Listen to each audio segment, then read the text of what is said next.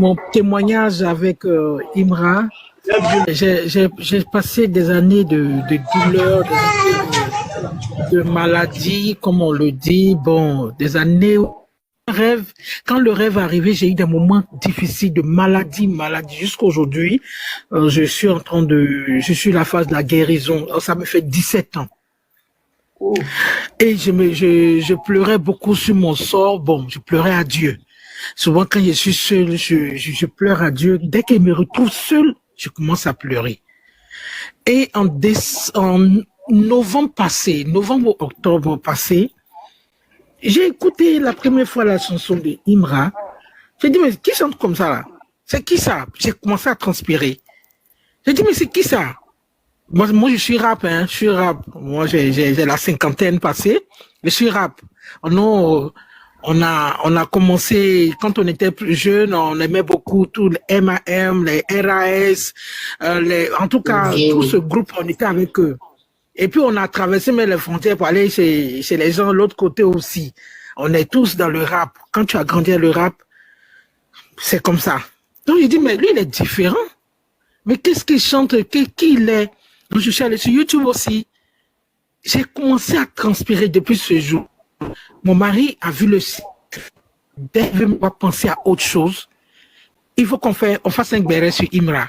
Dès qu'on fait un béret sur Imra, je me réveille, j'oublie mes douleurs, je commence à m'intéresser, je commence à me lever, je vais me voir, on dirait, sauf mes filles, bon, comme elles sont universitaires, elles sont un peu, mais moi et mon mari, quand on dit qu'il y a un concert, on commence à intercéder pour lui en même temps. Quand on dit qu'il est quelque part, on commence à intercéder pour lui. Et j'apprends dans les coulisses qu'il est c'est mon neveu, mais d'ailleurs, c'est mon neveu. Mais bon, je mets pas ça en avant. Je mets ça comme un jeune qu'on doit épauler. C'est le garçon que toute mère, toute femme rêverait d'avoir. C'est le meilleur des petits garçons que tu aimerais avoir. C'est le meilleur quand tu le regardes. Quand tu le regardes dans ses yeux, tu sens l'honnêteté, tu sens la franchise. Il est vrai. Il n'aime pas, il n'aime pas. Il aime, il aime. Il est loyal, il est gentil. Son âme est gentille. Son âme est gentille. Il est gentil. Il est... Oh non. Tu n'as pas besoin de vivre dans la même maison que lui. Je ne te coupe pas la parole. Au niveau de ce que tu dis, que son âme est gentille, ça se reflète. Il a beaucoup démontré cela avec ses amis, son entourage, et même avec sa fanbase, même avec ses blogueurs. Il démontre à chaque fois qu'il a une âme pure et belle. Et ça, c'est très bien. C'est une belle âme. C'est une belle âme. Et on ne regrette pas aujourd'hui. Aujourd'hui, je me réveille à lui, je dors à lui. C'est comme s'il était dans tout mon quotidien. Après, mon Dieu, ma famille, c'est lui. Waouh. C'est bien ça. C'est bien ça. Il a besoin de ça. Son esprit a besoin de ça.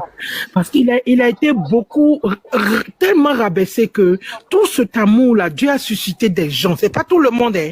Il y a des gens qu'il a suscité, des vraies personnes qui savent même pas pourquoi, mais ils sont là pour lui. C'est une voix, je me fais appeler la voix divine de Imra. C'est au-delà de ce qu'on peut voir sur les réseaux, sur quoi que ce soit. Sa maman a mis garçon au monde. Et cette étoile-là a failli être éteinte. On a failli l'éteindre. Et c'est pour ça qu'on veut l'éteindre. Parce que ceux qui sont au courant de ça savent que c'est une vraie étoile.